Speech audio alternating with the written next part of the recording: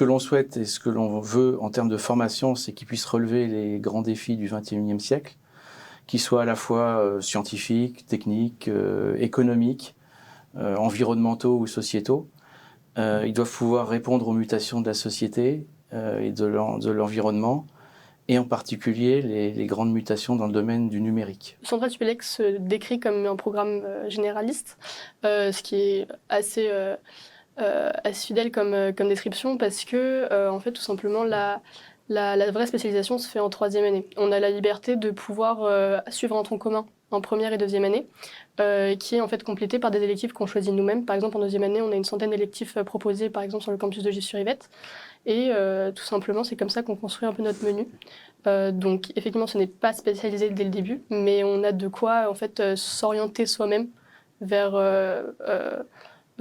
une décision de spécialisation pour la troisième année. On est encore numéro 1 classé en termes de la vision entrepreneur parmi toutes les grandes écoles.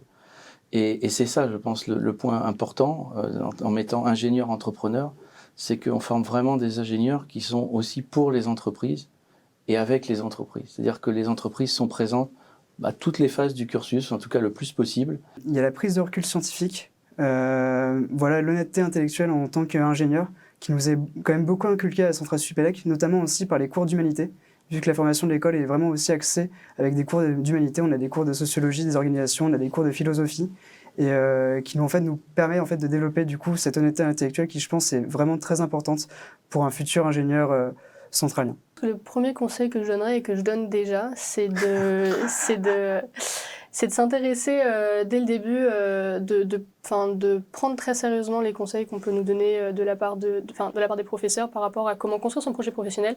On a quand même un cursus qui est suffisamment riche en termes d'accompagnement et en termes d'accompagnement pour les élèves pour justement tracer un peu sa route, en particulier par les ateliers pour l'ingénieur. Et en fait, on peut construire son projet au fur et à mesure de la première et deuxième année, même encore plus tard. Et en fait, il ne faut pas attendre la dernière minute pour prendre une décision. On a l'opportunité de s'orienter dès le début et il faut prendre cette opportunité. Au-delà que l'école nous accompagne en tant que telle, la formation qu'on reçoit répond aussi aux besoins de l'entreprise. C'est-à-dire que moi, j'ai eu besoin plusieurs fois de réinvestir des cours que j'ai appris, que ce soit des cours de gestion de projet, des cours de réseau et sécurité, des cours d'informatique, tout au long en fait, de mon expérience d'alternant. Et je voulais aussi noter l'importance des langues vivantes.